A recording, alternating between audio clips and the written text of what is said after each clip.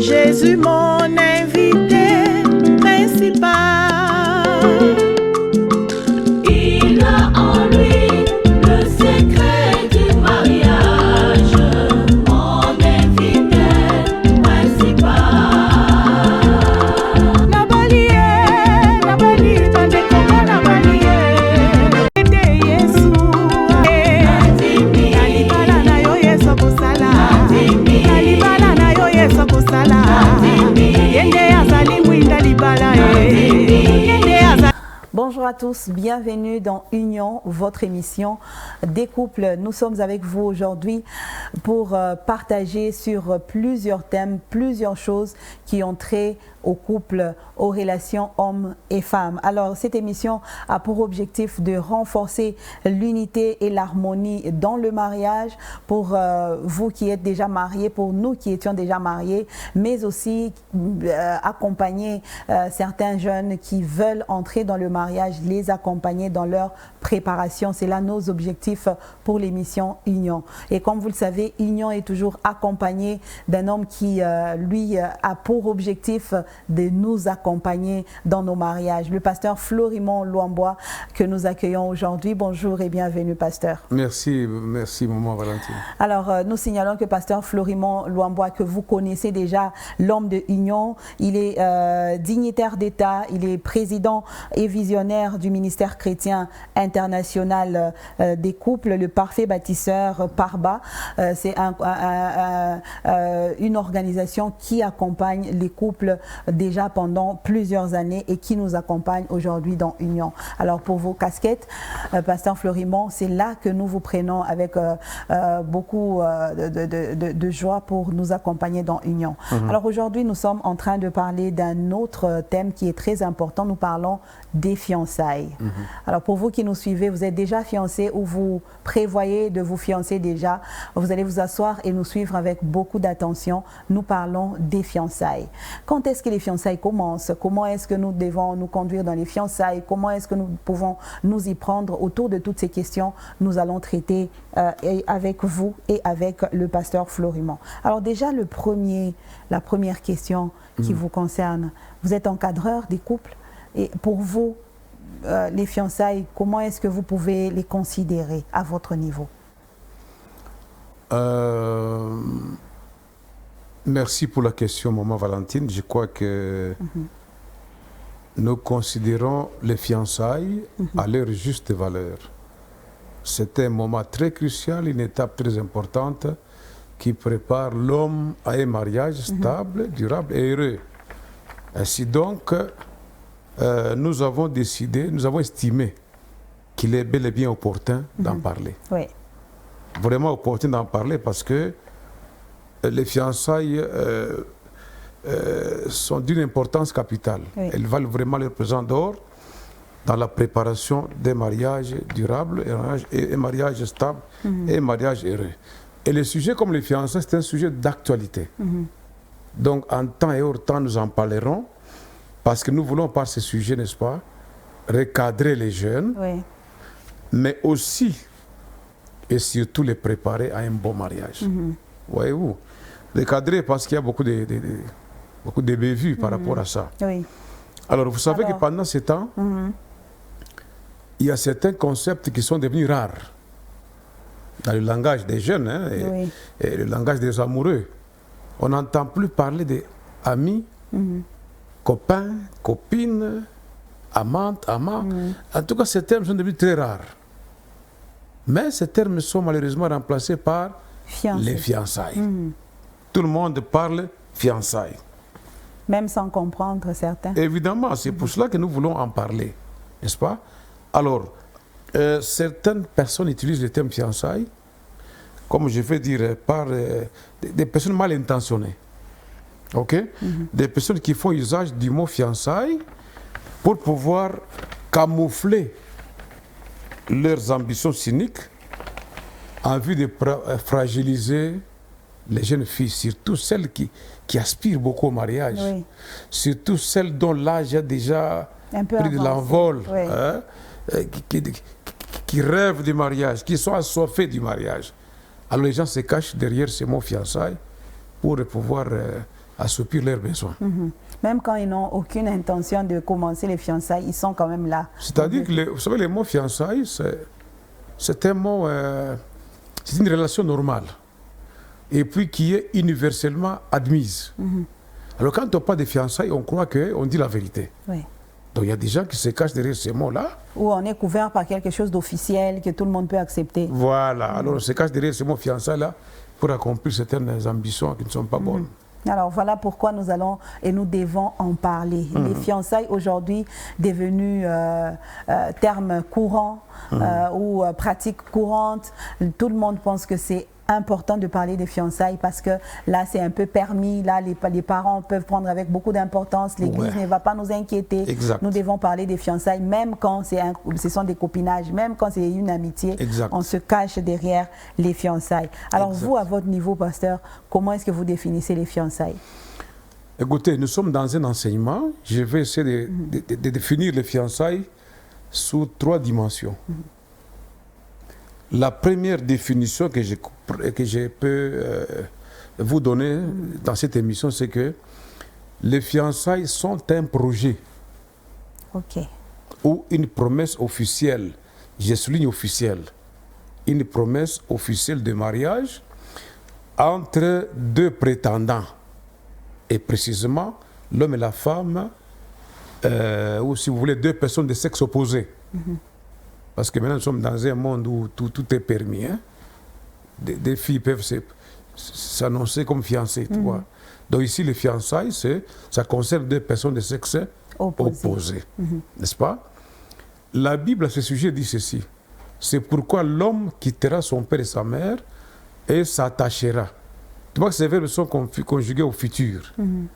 Et les fiançailles ne sont pas un mariage immédiat, non? C'est le futur. Ouais. Alors, je peux dire aussi que les fiançailles sont définies comme une période qui s'écoule entre le projet de mariage et le mariage définitif. Cette période-là, ça s'appelle les fiançailles. Mais nous pouvons définir aussi les fiançailles comme étant une période de transition. Voyez-vous, le mariage est en vue, mais cette période transitoire-là, est qualifiée aussi de fiançailles. Ok. Voilà. Donc c'est un projet. Un projet, c'est déjà une promesse officielle. Une promesse officielle. Oui. Alors vous avez vraiment intérêt d'ajouter officiel parce qu'on va y aller pour voir quand est-ce que les fiançailles vont arriver. Alors d'abord, avant d'aller voir quand est-ce que les fiançailles commencent, parce que les fiançailles, on nous parle de projet, on nous parle de promesses et tout ça. Alors est-ce que c'est obligatoire avant que 2 jeunes décident de se marier, avant que 2 personnes de sexe opposé décident de se mettre ensemble pour la vie? Est-ce que c'est obligatoire de passer par les fiançailles? Disons, maman Valentine, que les fiançailles ne sont pas du tout obligatoires. Mais cependant, ils sont très nécessaires et essentiels pour la survie du mariage, du couple dans le mariage. Voyez-vous? Pourquoi j'ai dit que c'est essentiel? Parce qu'avant, vous savez que le mariage, c'est un acte volontaire. Ce n'est pas un accident. Donc l'homme et la femme doivent avoir le temps de préparer leur mariage. Et comme c'est un acte volontaire, en psychologie, un acte volontaire comporte 4 étapes essentielles.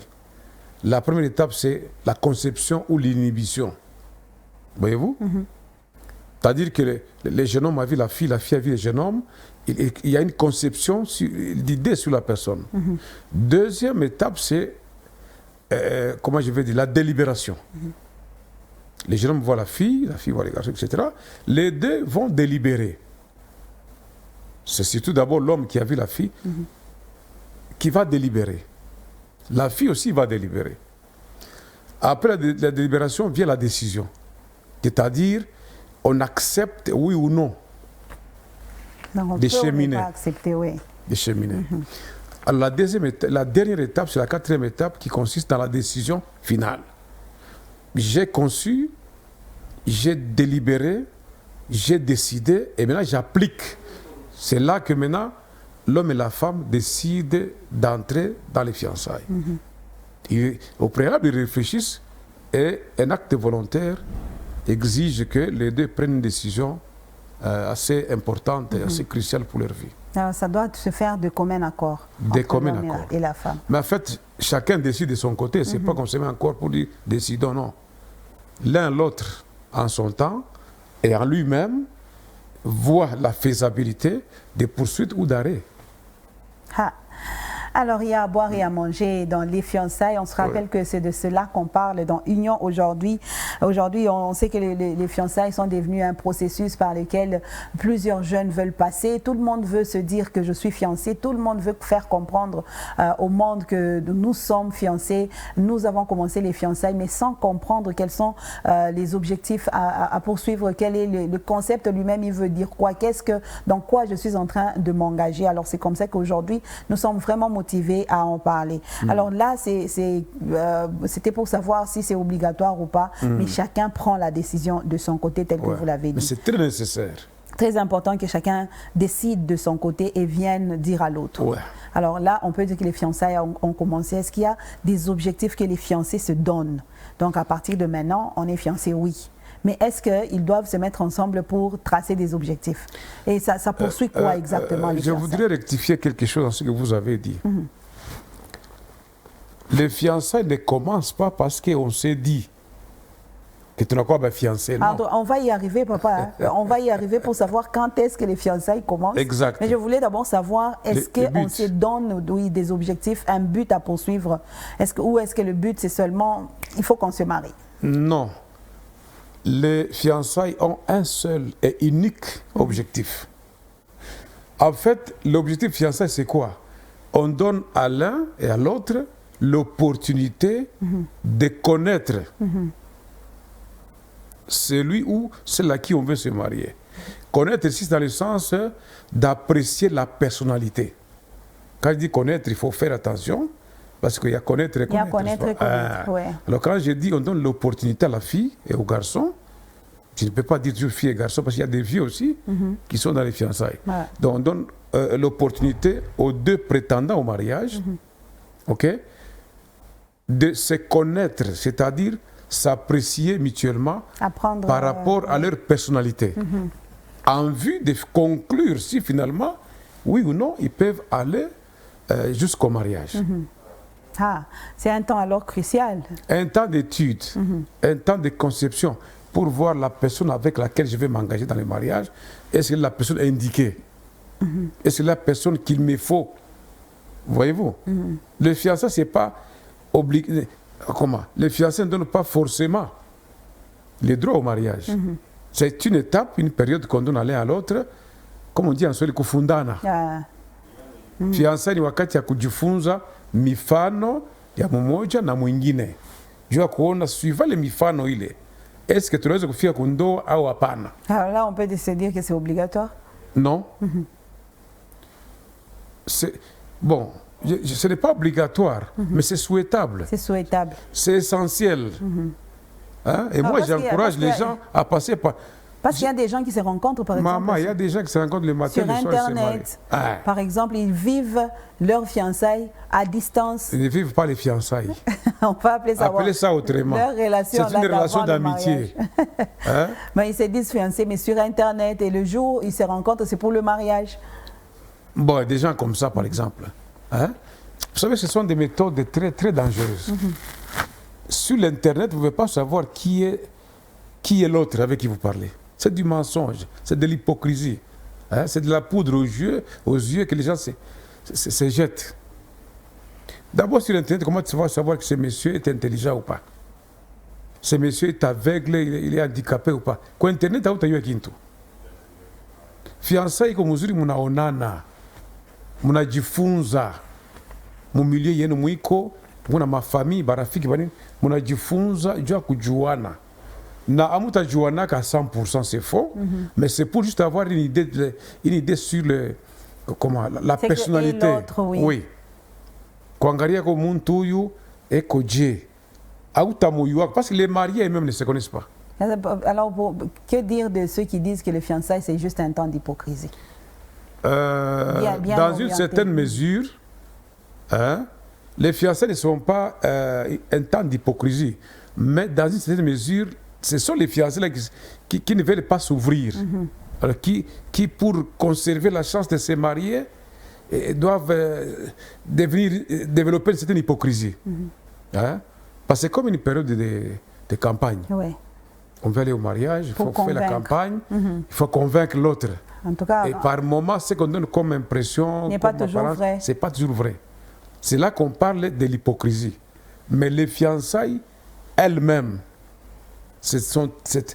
constituent une période très importante. Mais malheureusement, les gens, au lieu de vivre les fiançailles, c'est-à-dire travailler à se connaître, travailler à se découvrir, pour finalement se décider si on peut oui ou non arriver au mariage. Mais c'est là que les gens maintenant commencent à se tromper. Non, commencent à vouloir présenter une mine qui n'est pas la vraie. oui. Hein? Comme on dit, l'apparence est trompeuse. Les filles dans les fiançailles, ni mambo. Ah oui. Hein. Alors, c'est une période souhaitable. C'est une relation qui doit être souhaitable. Et nous pouvons même dire que c'est obligatoire. Hein? Pour ceux qui ne veulent pas, on leur dit que c'est important. Et au point qu'il ne faudrait pas échapper à cela à cette époque, pour à cette aller période-là. vivre des surprises désagréables. Oui. Oui. Alors, les fiançailles, c'est très important. Je me rends compte que c'est vraiment important qu'on en parle aujourd'hui. Mais est-ce qu'on peut en parler en tant que chrétien? Est-ce que les fiançailles sont reconnues dans la Bible? Est-ce que c'est biblique de vivre les fiançailles? Si c'est oui, donc il y a des exemples que vous allez nous donner. Si c'est non, c'est bon. Bon, écoutez, parce que nous sommes liés par le temps, quand vous prenez la Bible, vous allez découvrir que les fiançailles ne sont pas nées aujourd'hui. Ça existait il y a déjà l'aube de l'humanité. Vous comprenez? Il y a même des lois. Quand vous lisez Deutéronome, vous lisez Lévitique, il y a des textes même qui régissent cette relation-là, Oui. les fiançailles. Alors, pour ne pas entrer là-dedans, ceux qui ont des Bibles peuvent lire l'Ancien Testament, notamment le livre de Genèse. Vous allez voir Genèse, vous allez voir Lévitique, vous allez voir aussi Deutéronome. Il y a même des lois sociales sur la manière dont on doit vivre les fiançailles et même des punitions liées Aux fiançailles. aux fiançailles. Disons, quand vous rencontrez une fille qui est fiancée et vous couchez avec elle, il y a même des lois, détourner des règles fiancé d'autrui, par oui. rapport à ça. Mais je voudrais prendre un exemple qui est très flagrant, qui est connu de tous. C'est le cas de Joseph et Marie. Ah, Quand vous lisez c'était Matthieu, en fiançailles, oui. on vous dit que Joseph était fiancé à Marie. Mais monsieur, le frère Adam n'a pas eu le temps de faire fiançailles avec la Non, sœur Ève. Adam et Ève, c'est un couple exceptionnel. Parce qu'ils ont un même père, qui est en même temps leur mère, qui est en même temps leur parrain, qui est leur Le créateur. formateur, Tout est parti avec le eux. pasteur. Adam n'a lui-même. jamais fait un choix de conjoint. Ève non plus n'a pas choisi. Ils se sont mariés de fait. Dieu les a obligés. Ils les a mis ensemble et tout est parti avec eux. Ouais. Maintenant, après eux, prophétiquement, il y a des paroles dans la Bible qui parlent de ceux qui viendront. Quand on dit l'homme quittera, ce n'était pas Adam. On ne parlait pas d'Ève. Ceux qui viendraient après eux, ceux qui allaient venir, c'est-à-dire leur descendance, tout ça, ceux qui viendraient après ces deux-là, ils devront quitter père et mère pour s'attacher. Donc tu vois que prophétiquement, on a annoncé des choses, mais qu'Adam et Ève n'ont pas vécu. Si vous pouvez parler d'Adam, n'a pas eu de cousins, de cousines, de mères, de frères. Dieu était tout pour les deux. Ouais. Et mariage de fait. Vous voyez, Dieu n'a jamais posé la question à la femme, à l'homme, qu'il faut que je te fasse une femme. Même dans la manière de les créer, Dieu les a créés différemment. Oui. Il prend la poussière ici, il souffle là-dedans, etc. Ici, il endort l'homme, il sort la côte. C'est tellement que cette côte était teintée de sang et un peu de chair pour former. L'homme a été créé, la femme a été formée, Ouais. comme on dit. Donc vous voyez que là, on ne peut pas parler de fiançailles. Ils n'avaient pas le temps de s'étudier. Ils se sont mariés parce que Dieu les a imposés. C'était comme ça que ça a commencé. Maintenant, après, nous qui sommes venus après, où les enfants, les progénitures, les descendances ont connu une autre manière d'autres règles par rapport à cette relation sociale que Adam et Ève n'ont pas expérimenté. Oui. Mais il y a plusieurs exemples comme ça dans la Bible. Mais est-ce que je peux me dire que, par exemple, le cas de Rebecca, c'était une fiancée, parce que c'était une relation, comme je disais, à distance. Oui. Un temps est passé pour qu'elle aille rejoindre son mari. Est-ce qu'on peut appeler ça aussi temps de fiançailles? Parce qu'on a déjà donné ce qu'il fallait. Bon, je pense ça dans le contexte d'aujourd'hui. Hein. Oui. On a donné ce qu'il fallait, on a donné la dot, mais la fille est loin. Est-ce que, étant loin de l'homme, mais on a déjà officialisé la chose, on va appeler ça aussi fiançailles, ou est-ce que c'est seulement quand vous êtes moi je crois que ça c'est des exceptions. Parce que quand on parle de fiançailles, c'est quoi? C'est le temps qui est accordé à l'un à l'autre de se pour se découvrir. Se découvrir, oui. Or, quand vous remarquez l'histoire de Rebecca et Isaac, Isaac ne connaissait pas Rebecca. Rebecca ne connaissait pas Isaac. Voyez-vous, même le serviteur des choses d'Abraham, qui a été pris comme un commissionnaire, il n'a pas connu Rebecca, il n'a pas connu, peut-être, je ne sais pas s'il connaissait Isaac, hein? Mais les deux là, Rebecca et Isaac, ne s'étaient jamais vus, n'avaient jamais parlé. Isaac ne connaissait pas le caractère de Rebecca. Rebecca ne connaissait. Ce sont des exceptions que nous pouvons, on peut les ranger du côté des exceptions. Oui. Donc, vous savez que même celui qui a prié là, ce que c'était Éléazar. Éléazar, oui. Il a prié Dieu. Il a posé les toisons. Seigneur, la fille qui viendrait là, qui va donner à boire à mes chameaux et moi. Il a parlé de beaucoup de choses. Les choses se sont passées exactement comme il avait demandé à Dieu. Mais il y a une chose qui lui a été cachée. Il ne savait pas que Rebecca était stérile. Hein? Attention là-bas. Donc il m'a fourni. Il n'a pas prié pour ça. Et puis Dieu ne lui a pas révélé ça. Dieu lui a donné ce qu'il a demandé. Mais la vérité, c'est que la fille là était exactement comme la mère de son mari. De son mari, comme sa belle-mère. Hein? Alors vous comprenez qu'il y a des exceptions. Il y a des mariages de fait. Mais si nous sommes en train de parler de deux personnes qui se préparent au mariage, Isaac pouvait peut-être attendre une femme, mais je me dis que c'est son père qui l'a poussé à se marier. Ah oui, hein? On ne dit pas qu'Isaac avait dit à son père, non, envoie-moi, cherche-moi, non. C'est l'homme, Isaac avait 40 ans. Ok? Est-ce qu'il a demandé à Abraham? Ce n'est pas écrit. Mais c'est Abraham qui a souhaité voir son fils être marié. Donc ça sont des exceptions. Des exceptions dans la Bible. Mais ici, nous sommes dans une situation où nous préparons les gens à se marier. Nous devons savoir, est-ce qu'eux-mêmes sont conscients de la relation dans laquelle ils sont? Est-ce qu'ils sont déjà fiancés? Rebecca allait vers un inconnu. Où il n'avait pas matière pour de mouleter yayo. Donc il a pris la femme telle qu'il lui a dit. Il n'a pas eu le temps de réfléchir, ni mouillou. Ce qui l'a intéressé, c'est la mettre dans la case de sa mère et commencer à vivre avec. Oui. Il y a encore découvrir les... C'est comme ça que j'ai demandé, est-ce que c'est aussi un temps d'hypocrisie, comme on le dit, on nous dit sinon, c'est un temps où c'est vrai qu'il y a des traits d'hypocrisie, mais seulement c'est un temps où on doit se connaître. Parce que lui, Isaac n'a pas eu le temps de connaître sa femme, et ce sont des exceptions. Comment il est hypocrite, hein? On peut dire ça à Jacob. On est bien. Tu vois? Donc, en Bible, il y a des exceptions. Oui. Mais parlant de Jacob, ça aussi c'était une relation d'avant le mariage. On peut appeler ça fiançailles avec Rachel, bien sûr. Avec Rachel, on peut parler de fiançailles. Pourquoi? Parce qu'il y a un détail que je n'ai pas donné ici. Les fiançailles revêtent un caractère officiel. Je crois que je l'ai dit, je l'ai souligné en passant. Une relation officielle. Ça veut dire une relation qui est connue ou reconnue et acceptée par les familles. Ouais. Tu ne peux pas rencontrer une fille sur les cités universitaires, au marché, où on a quoi fiancé ou non. Bon, surtout les chrétiens, ils font ça pour... c'est par ignorance. Bon, par ignorance, oui, mais c'est aussi pour justifier ou donner un nom à ce qu'ils font. Parce qu'ils ne vont pas dire, ils savent que le copinage peut-être pas permis et tout ça. Non, maintenant, et ce qu'ils font doit avoir un nom. J'estime que c'est par ignorance que les familles chrétiennes là font ça. Parce que nous avons des chrétiens, nous avons aussi des crétins. Voyez-vous. Mais un homme qui est éclairé, il sait que quand vous commencez avec une fille, tout commence par une petite connaissance. J'ai rencontré Madame Valentine. J'ai fait connaissance. Voyez-vous, hein? C'est un exemple. J'ai fait connaissance. De cette connaissance-là, il peut y avoir une avancée vers une amitié. C'est tout comment on dit, un processus. Oui.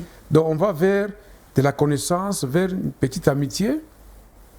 Et quand l'amitié là mûrit, l'amitié peut déboucher sur justement les fiançailles. Ça veut dire on va se présenter chez les parents. Ouais. OK? Pour, comment dire, présenter ces projets-là. Et à partir du moment où les parents acceptent, reconnaissent, et même coutumièrement ou traditionnellement, il y a des actes qu'on pose pour que les fiançailles soient réellement les fiançailles. Mais tant que le jeune homme ou la fille, ou les deux là ne sont pas reconnus, ne sont pas connus, leur relation n'est pas connue des parents, même pas de l'église, de la société, on ne connaît pas. C'est une relation d'amitié, une relation qu'on peut appeler autrement que les fiançailles. Fiançailles qu'on a wakati munakwenda kuannoncer. Les fiançailles s'annoncent. Les fiançailles se scellent. Il faut sceller. Munakwenda kujipresenter kwa bibi. OK?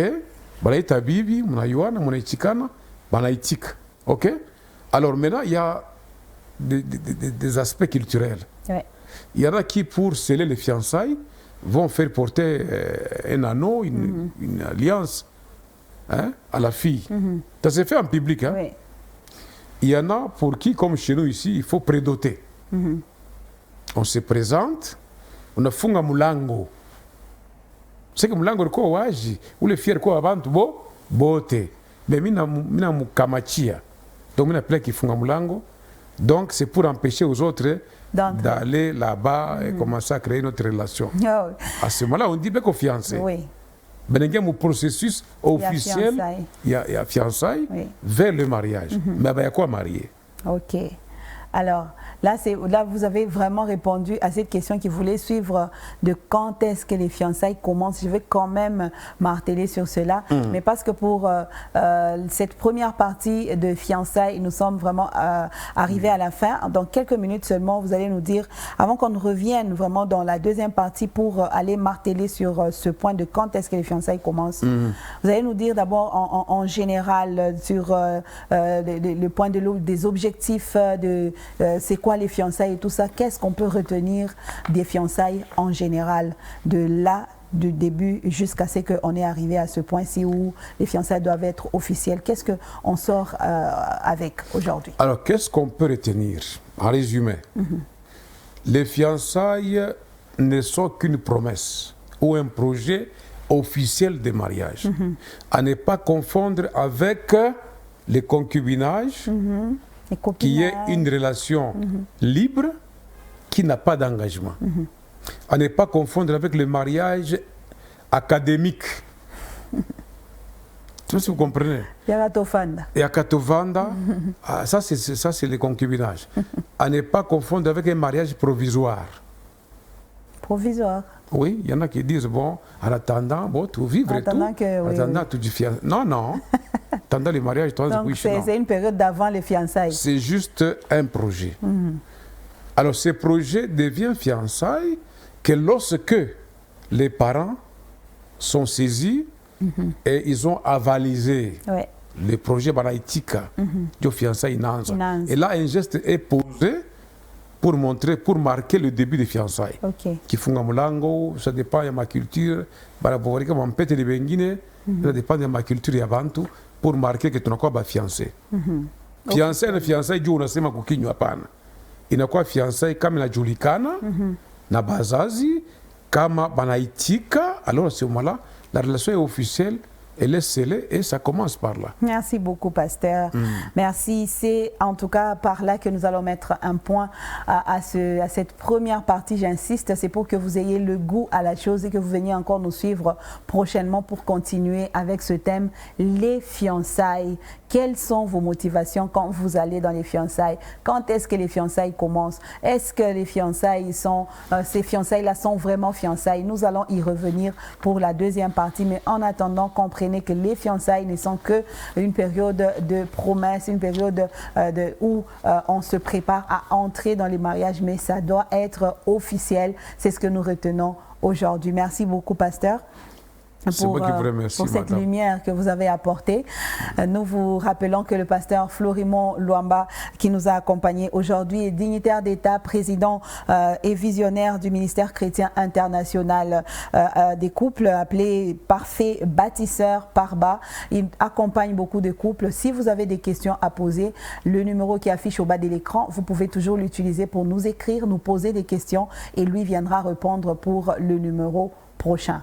081 471 61 06, c'est ce numéro auquel vous pouvez nous joindre, nous écrire et nous allons transférer. Vous pouvez aussi demander audience avec pasteur Florimond Luamba. Il est ouvert à tout le monde pour des questions des couples. Alors nous vous disons merci beaucoup d'avoir suivi Union pour aujourd'hui. On se retrouve prochainement pour continuer avec les fiançailles. Jésus, mon invité principal.